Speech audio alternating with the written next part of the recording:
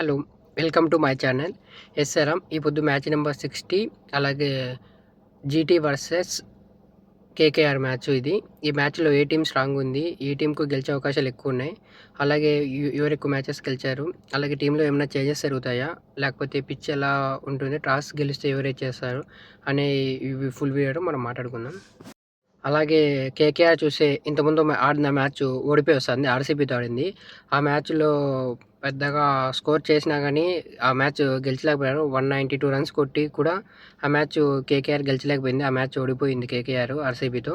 ఆ మ్యాచ్‌లో పర్లేదు. కార్తిక్ త్యాగి బౌలింగ్ బాగా వేసినా, నారాయణ బౌలింగ్ బాగా వేసినా అప్పుడు వరుణ్ చక్రవర్తి లేడు కాబట్టి కొంచెం మరి ఆ మ్యాచ్ ఎక్స్‌పెక్ట్ చేసినంత అయితే రాలేదు. ఆ మ్యాచ్‌లో కొంచెం ఆ మ్యాచ్ ఓడిపోయేసి వస్తున్నారు. అంతకుముందు ప్రీవియస్ మ్యాచెస్ అయితే బాగా గెలిచిన్నారు. కానీ ఆ మ్యాచ్ అయితే ఓడిపోయి వస్తున్నారు. అలాగే జీటీ చూసుకుంటే జీటీ అయితే విన్నింగ్ నాక్‌తో అట్లే వస్తున్నారు. వాళ్ళు 5 మ్యాచెస్ ఆడితే లాస్ట్ 5 మ్యాచెస్ గెలిచారు. ప్రతి టీమ్‌తో ఆడిన ప్రతి మ్యాచ్ గెలిచారు. ఇప్పుడు పాయింట్ టేబుల్ 2లో ఉన్నారు. ఆర్‌సీబీ ఫస్ట్‌లో ఉంది నెట్ రన్ రేట్ వల్ల. అలాగే ఈ పొద్దు మ్యాచ్ గెలిస్తే ఆల్మోస్ట్ ఆల్ క్వాలిఫై అవ్వచ్చు. క్యూ1 కూడా పడొచ్చు. అలాగే తర్వాత ఆర్‌సీబీ కిందికి రావచ్చు ఒకవేళ ఈ మ్యాచ్ గెలిస్తే. ఒకవేళ ఈ మ్యాచ్ కేకేఆర్ ఓడిపోతే ఇంక వాళ్ళు ఎలిమినేట్ అయిపోయినట్టే ఆడికి ఇంకా. వాళ్ళకి కూడా ఎలిమినేట్ పడిపోద్ది. ఈ మ్యాచ్ ఓడిపోతే ఇంకా ఛాన్సెస్ అంతగా అయితే లేవు. తర్వాత మ్యాచెస్ గెలిచినా గానీ మరీ అంతగా వచ్చే అవకాశాలు అయితే లేవు.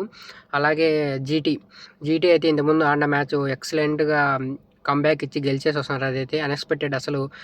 ఎస్ఆర్‌హెచ్ లాంటి అంత పెద్ద బ్యాటింగ్ లైనప్ ఉన్న ఎస్ఆర్‌హెచ్‌ని జస్ట్ 6 రన్స్‌కే ఆల్ ఔట్ చేసేసింది. ఫస్ట్ బ్యాటింగ్ చేసి 186, 168 ఎంతో రన్స్ కొట్టారు. 5 వికెట్స్ ఏమో కోల్పోయారు. అలాగే ఆ పొద్దు సాయి సుదర్శన్ తర్వాత వాషింగ్టన్ సుందర్ వాళ్ళిద్దరూ బాగా ఆడిన్నారు. ఇద్దరు 50 రన్స్ చేశారు. ఆ విధంగా వాళ్ళు ఆ మ్యాచెస్ గెలిచేసి వస్తున్నారు. ఆ పొద్దు బౌలింగ్ కూడా ఎక్సలెంట్‌గా ఏశారు. రబాడా గానీ, తర్వాత మహమ్మద్ సిరాజ్ గానీ, తర్వాత ఉన్న బౌలర్ ప్రతి ఒక్క బౌలర్ ఆ పొద్దు చాలా బాగా బౌలింగ్ చేశారు. రషీద్ ఖాన్ గానీ, ఆ తర్వాత జేసన్ హోల్డర్ గానీ అందరూ ఎక్సలెంట్ బౌలింగ్ చేసి ఆ పొద్దు మ్యాచ్ 82 రన్స్ బిగ్ మార్జిన్‌తో గెలిచారు. అలాగా మ్యాచ్ జీటీ గ్రౌండ్‌లోనే గెలిచింది అది అహ్మదాబాద్‌లో. అలాగే ఈ పొద్దు మ్యాచ్ చూసుకుంటే జీటీ, కేకేఆర్. జీటీకి చాలా ఇంపార్టెంట్ గేమే ఇది. ఎందుకంటే టాప్ 2లో ఫినిష్ చేసేదానికి. టాప్ 2లో ఫినిష్ చేస్తే ఇంకా ఒక మ్యాచ్ ఎగస్ట్రా వస్తది. ఫస్ట్ క్వాలిఫై అయితే ఫైనల్‌కెళ్ళొచ్చు. కాబట్టి ఇంకొక ఛాన్స్ వస్తది ఓడిపోయినా కాబట్టి. ఈ మ్యాచ్ వాళ్ళు టాప్ 2కెళ్ళడానికి చాలా మెయిన్ ఇంపార్టెంట్ మ్యాచ్. కేకేఆర్ ఈ మ్యాచ్ ఓడిపోతే ఇంకా వాళ్ళు ఆల్మోస్ట్ ఆల్ వెళ్ళిపోయినట్టే. ఇప్పటికే వెళ్ళిపోయారు. ఈ మ్యాచ్ ఓడిపోతే ఆడికి పూర్తిగా ఎలిమినేట్ అయిపోతారు. ఇంక ప్లే-ఆఫ్స్‌కి క్వాలిఫై అయ్యడానికి ఛాన్సెస్ ఉండవు. అట్లే చూసుకుంటే ఈ మ్యాచ్‌లో ఎవరు టాస్ గెలిచినా గానీ ఫస్ట్ ఫీల్డింగే తీసుకుంటారు. ఎందుకంటే ఇది హోమ్ గ్రౌండు. కేకేఆర్ వాళ్ళకు హోమ్ గ్రౌండు. టాస్ ఎవరు గెలిచినా గానీ ఫస్టు చేజింగే తీసుకుంటారు. ఎందుకంటే ఈ గ్రౌండ్‌లో ఫస్ట్ బ్యాటింగ్ చేసిన టీమ్స్ జస్ట్ 44% మాత్రమే గెలిచారు. సెకండ్ బ్యాటింగ్ విన్నింగ్ 56% ఉంది. కాబట్టి అందులో డ్యూ అనేది వస్తది కాబట్టి టాస్ గెలిచిన కెప్టెన్ ఎవరైనా సరే ఫస్టు బౌలింగే తీసుకుంటారు కన్ఫర్మ్‌గా, దాంట్లో డౌట్ లేదు. ఇంతకుముందు రివర్స్ పిక్చర్‌లో వీళ్ళిద్దరి మధ్యలో జరిగిన గేమ్‌లో 180 రన్స్‌కి ఆలౌట్ అయ్యారు కేకేఆర్ వాళ్ళు. ఆ మ్యాచ్ గిల్ ఎక్సలెంట్ నాక్ ఆడాడు. 50 బాల్స్‌లో 86 రన్స్ కొట్టి చాలా బాగా బ్యాటింగ్ ఆడాడు ఆ మ్యాచ్‌లో. అట్లా వాళ్ళు గెలిచారు. ఆ మ్యాచ్‌లో రబాడా కూడా ప్లేయర్ ఆఫ్ ది మ్యాచ్. తను ఎక్సలెంట్‌గా బౌలింగ్ ఏశాడు.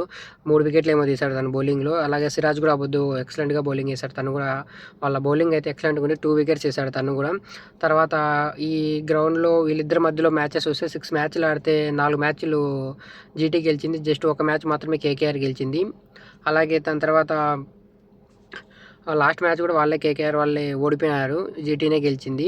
ఈ స్కోర్ కూడా 180 నుంచి 195 మధ్యలో ఉంటాయి. ఫస్ట్ బ్యాటింగ్ చేసిన మినిమమ్ స్కోర్ కూడా 185 నుంచి 195 మధ్యలో ఉంటాయి. ఎందుకంటే ఇది గ్రౌండు ఈ బ్యాటింగ్ ఫ్రెండ్లీ గ్రౌండు. కాబట్టి ఆ స్కోర్ ఎక్స్‌పెక్ట్ చేయొచ్చు మనము. అలాగే వీళ్ళిద్దరి మధ్యలో చూసుకుంటే జీటీ బ్యాటింగ్ కానీ, బౌలింగ్ కానీ, తర్వాత ఫీల్డింగ్ అన్ని విధాలుగా ఎక్సలెంట్‌గా ఉంది. ఒక్కటేమైనా ఉందంటే వీళ్ళ మిడిల్ ఆర్డర్ కొంచెం అంతగా టచ్ లేదు అనే ఒక విషయం తప్పక వీళ్ళ టాప్ ఆర్డర్ ఎంతున్నా గానీ వీళ్ళు టాప్ ఆర్డరే. ఎన్ని వీడియోస్‌లో మనం మాట్లాడినా, ఏది మాట్లాడినా గానీ జీటీ అంటే మెయిన్ వచ్చేది వాళ్ళ టాప్ ముగ్గురే. సాయి సుదర్శన్, గిల్లు, బట్లరు వీళ్ళ ముగ్గురే. వీళ్ళ వికెట్లు తీస్తే గెలిచే అవకాశాలు ఎక్కువ ఉంటాయి. లేకపోతే ఆల్మోస్ట్ ఆల్ వన్ సైడ్ వాళ్ళకి ఇచ్చేసినట్టే అని అనుకున్నారు ఇంతవరకు. ఇప్పుడు మధ్యలో మిడిల్ ఆర్డర్‌లో వాషింగ్టన్ సుందర్ చాలా బాగా ఆడుతున్నాడు. ఒక 4 మ్యాచెస్ నుంచి తను చాలా బాగా 4, 5 మ్యాచెస్ నుంచి చాలా బాగా ఆడుతున్నాడు. అలాగే మెయిన్ వీళ్ళకి బౌలింగ్ గురించి మాట్లాడుకుంటే ఎంత మాట్లాడుకున్నా తక్కువే. బౌలింగ్ అయితే ఎక్సలెంట్‌గా వేస్తున్నారు. రబాడా, సిరాజ్ వీళ్ళిద్దరి కాంబినేషన్ టచ్ చేసేటోళ్ళే లేనట్టున్నారు. వికెట్లు పవర్ ప్లేలో చాలా వరకు 6 ఓవర్స్ వాళ్ళ పవర్ ప్లేలో ఇద్దరు 3 ఓవర్లు ఇద్దరు పవర్ ప్లేలోనే వేసేస్తున్నారు. ఎక్సలెంట్ బౌలింగ్ చేస్తున్నారు. వికెట్లు పవర్ ప్లేలోనే అందించేస్తున్నారు. మినిమమ్ 3, 4 వికెట్స్ పవర్ ప్లేలో వేశారు. రబాడా 14 వికెట్స్ పవర్ ప్లేలోనే తీశారంటే వాళ్ళ పవర్ ప్లే బౌలింగ్ ఇంకా ఏ విధంగా ఉందో మనం అర్థం చేసుకోవాలా. రబాడా ఒకడే 14 వికెట్స్ తీశాడు పవర్ ప్లేలో మాత్రమే. అప్పుడు మనం అర్థం చేసుకోవాలి తను ఎట్లా బౌలింగ్ చేస్తున్నాడు పవర్ ప్లేలో అని చెప్పి. అటుపక్క సిరాజ్ కూడా ఏం తగ్గడం లేదు. సిరాజ్ కూడా ఎక్సలెంట్గా బౌల్ చేస్తున్నాడు. తర్వాత లాస్ట్లో వీళ్ళకు మిడిల్ ఆర్డర్లో తర్వాత బౌలర్గా తను జేసన్ హోల్డర్ కూడా ఎక్సలెంట్ బౌలింగ్ చేస్తున్నాడు. తను ప్రతి మ్యాచ్లో 2-3 వికెట్స్ తీస్తున్నాడు. ఎకనామీ కూడా చాలా తక్కువ వేస్తున్నాడు. 20 రన్స్ లేదా 17, 25 అట్లా రన్స్ ఇచ్చేసి 4 ఓవర్స్ కంప్లీట్ చేస్తా తక్కువ రన్స్తో ఎక్సలెంట్గా బౌలింగ్ చేస్తున్నాడు. ఇంకా అలాగే మనం రషీద్ ఖాన్ చెప్పనవసరం లేదు. తను ఎలాంటి బౌలరు. తను కూడా ఎక్సలెంట్గా బౌలింగ్ చేస్తున్నాడు. తనైతే అమేజింగ్ బౌలింగ్. తను కూడా చాలా బాగా బౌలింగ్ చేస్తున్నాడు రషీద్ ఖాన్ కూడా. అలాగే ఇప్పుడు ఇంకా కేకేఆర్ గురించి చూసుకుంటే కేకేఆర్ ఈ మ్యాచ్ గెలిచాలంటే మెయిన్ పవర్ ప్లేలో వేసే సిరాజ్ అలాగే రబాడా వీళ్ళిద్దరిని ఎదుర్కోవాల్సి ఉంటుంది. మెయిన్ ఈ మ్యాచ్ ఎక్కువ గెలిచాలి అంటే అది మెయిన్ ఫినాలే ఈ మ్యాచ్ ఆడాలి. తను ఆడితేనే ఈజీ అయితే. రహానే అయితే అంత ఫామ్లో లేడు అసలు చూస్తున్నాం. అసలు అంత టచ్లో కూడా అనిపించడం లేదు. ఒక మ్యాచ్ కూడా సరిగ్గా ఆడడం లేదు. అంకిత్ రఘువంశీ తను ఫామ్లో ఉన్నాడు. ఇంతకుముందు ఆడిన మ్యాచ్లో కూడా 70 రన్స్ ఎంతనో కొట్టాడు తను వాళ్ళ ముందు. కాబట్టి తను మాత్రమే ఫామ్లో ఉన్నాడు. మిగతా ఎవరు లేరు. గ్రీన్ కొంచెం టచ్లో ఉన్నాడు. తర్వాత రింకు సింగ్ వీళ్ళు ముగ్గురు మాత్రమే తప్పక మిగతా వాళ్ళంతా అంతగా అయితే ఎవరు సరిగ్గా చెప్పినంత పర్ఫార్మెన్స్ అయితే ఎవరు ఇవ్వడం లేదు. వీళ్ళ లాస్ట్ ఎంత ఉన్నా కానీ ఫస్ట్ ఓపెనింగ్లో స్టార్టింగ్లో వీళ్ళు కూడా ఫినానే తర్వాత గ్రీన్ తర్వాత రింకు సింగ్ పైకి వెళ్ళాడు. తనే కంప్లీట్ చేస్తున్నాడు. అన్నిటికన్నా మెయిన్ ఒక ప్లేయర్ చాలా వెనకబడిపోతున్నారు. వీళ్ళకు లాస్ట్ కింద పక్క బ్యాటింగ్ కూడా రావడం లేదు. షారుఖ్ ఖాన్ కానీ త్రిపాఠి కానీ వీళ్ళకు బ్యాటింగ్ కూడా రావడం లేదు. చాలా ఇబ్బందిగా ఉంది వాళ్ళకు అంత టచ్లో అయితే పెంచలేదు వాళ్ళు. అలాగే బౌలింగ్ చేస్తున్నాడు కానీ మళ్ళీ అంత ఎక్స్పెన్సివ్గా అనిపిస్తున్నాడు కొంచెము. అలాగే మెయిన్ వీళ్ళ బౌలింగ్ చూసి ఈ మ్యాచ్